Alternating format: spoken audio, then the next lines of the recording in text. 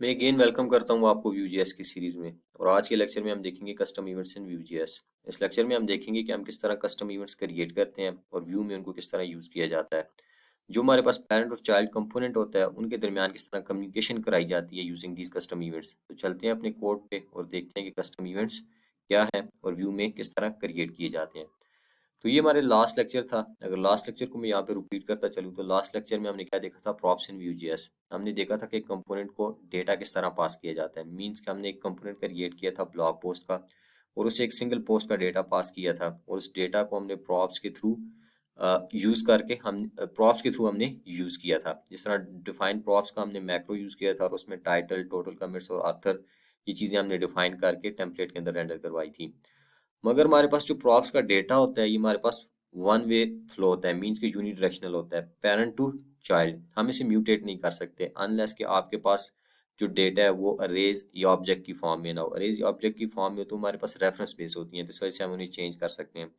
मगर ये एक बैड प्रैक्टिस है कि आपने कोई भी डेटा पास किया पेरेंट से और चाइल्ड में आपने उसे चेंज कर दिया। मींस के चाइल्ड कंपोनेंट में उस डेटा को हमने क्या किया है, म्यूटेट कर दिया है।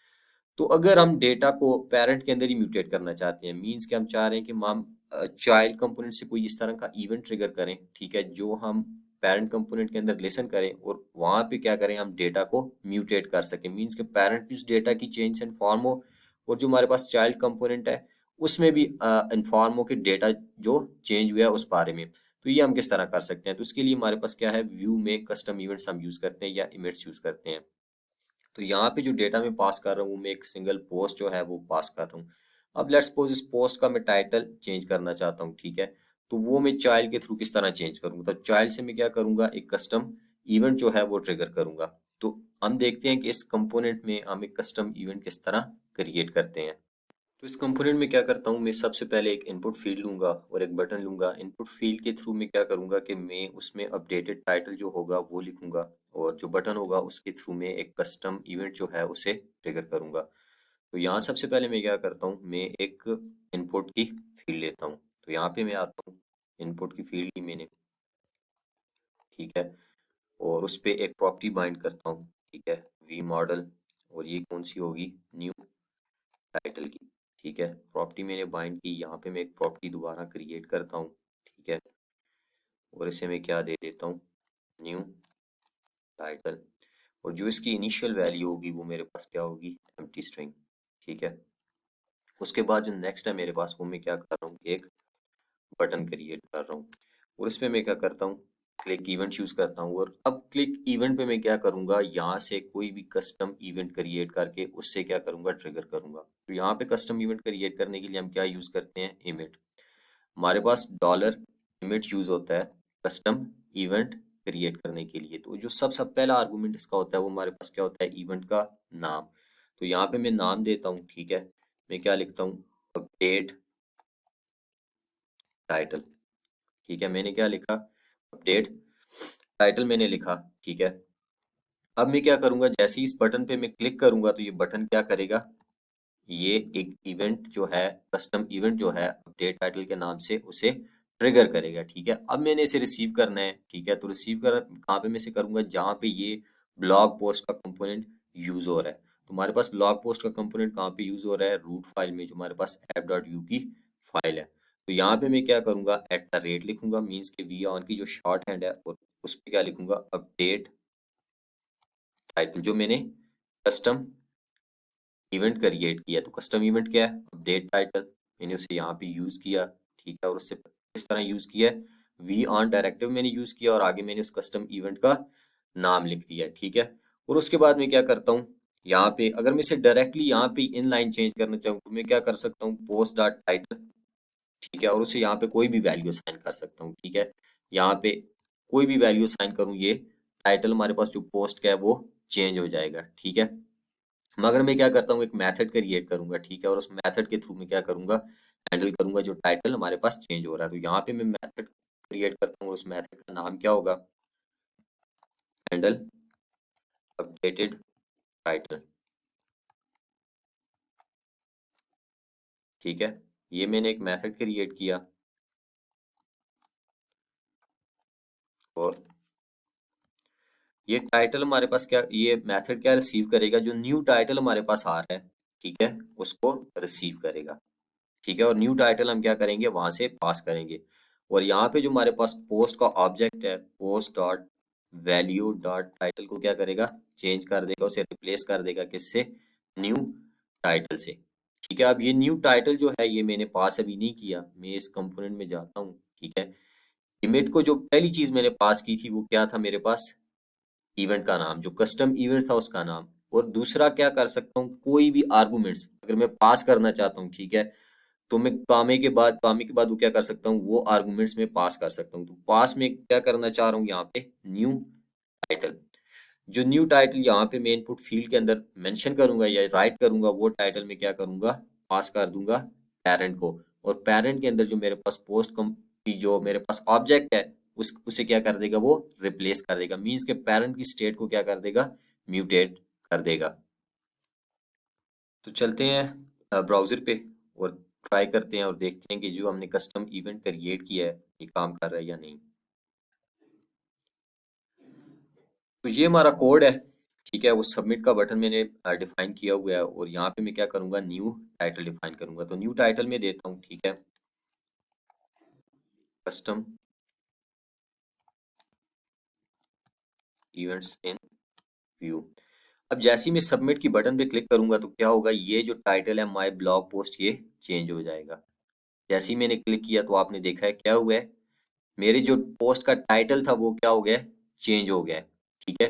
तो ये क्या है, ये पेरेंट और चाइल्ड के दरमियान कम्युनिकेशन मैंने करवाई है यूजिंग द कस्टम इवेंट्स।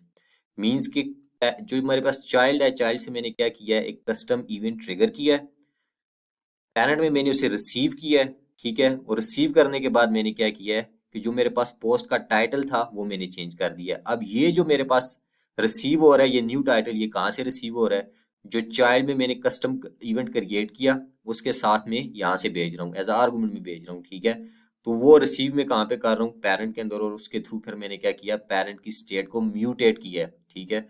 और पेरेंट की स्टेट को जैसे ही मैंने म्यूटेट किया तो मेरे पास डेटा जो था वो वन डायरेक्शन में, मीन्स के फ्लो हो रहा था पेरेंट टू चाइल्ड, ठीक है। तो वो चेंज मेरे पास दोबारा कहाँ पे आई, रिसीव हुई, यहाँ पे ये टाइटल ये चेंज हो गया। मीन्स के पोस्ट टाइटल जैसे ही चेंज हुआ है तो मेरे पास ये भी टाइटल यहाँ पे अपडेट हो गया। तो इस तरह हम क्या कर सकते हैं कि हम जो कस्टम इवेंट्स हैं उनको यूज करके चेंज कर सकते हैं अपने पेरेंट की स्टेट को, ठीक है। ये तो था इनलाइन, मींस कि अगर इनलाइन आप यूज करना चाहो या इनलाइन आप ट्रिगर करना चाहो कोई कस्टम इवेंट्स तो वो आप ट्रिगर कर सकते हो। लेट्स सपोज आप इस स्क्रिप्ट के टैग से यहाँ से कोई मेथड आपने क्रिएट किया है, ठीक है, उस मेथड से अगर आप ट्रिगर करना चाहो इवेंट तो आप वो किस तरह क्रिएट करते हो, ठीक है। तो यहाँ सबसे पहले अगर मैं यहाँ से ट्रिगर करना चाहता हूँ, मेरे पास कोई मेथड है और उससे मैं ट्रिगर करना चाहता हूँ, ठीक है, तो मैं किस तरह करूंगा, तो मैं यहाँ लिख देता हूँ कांस्टेंट, ठीक है। और मैं यहाँ पे कोई भी ले लेता हूँ, फंक्शन में क्रिएट करता हूँ मैं अपडेटेड, ठीक है, या मैं लिखता हूँ चेंज टाइटल, ठीक है, चेंज टाइटल,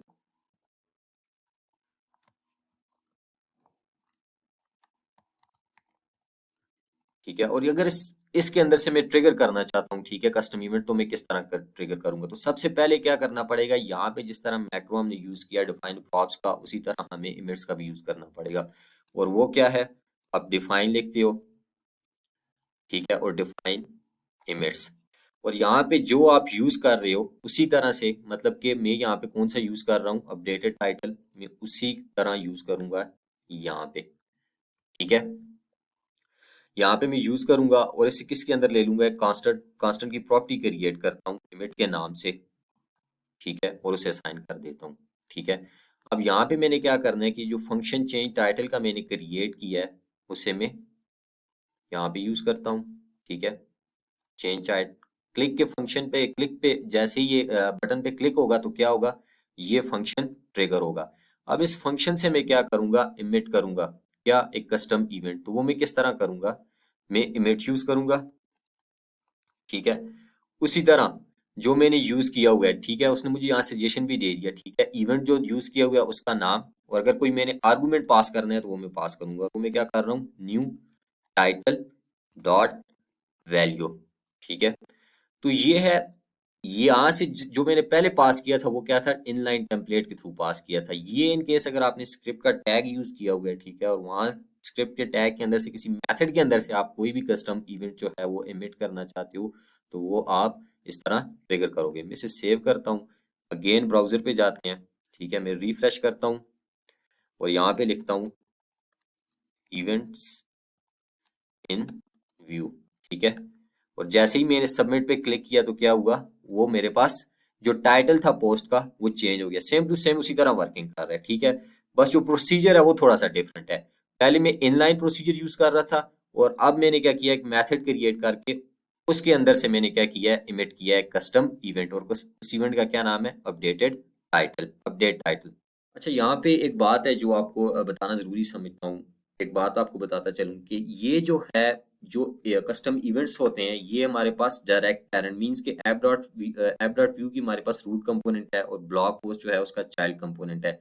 लेट्स सपोज अगर ब्लॉग पोस्ट के अंदर हमारे पास कोई और चाइल्ड कंपोनेंट भी है, जिस तरह ये बटन काउंटर बटन के नाम से है, उसको मैं यहाँ पे यूज करता हूँ, ठीक है, कोई ग्रैंड चाइल्ड है और उससे मैं कोई इमेट या कोई कस्टम इवेंट ट्रिगर करता हूँ और मैं उसे ऐप डॉट व्यू में लिसन करना चाहता हूँ, तो ऐसा पॉसिबल नहीं है।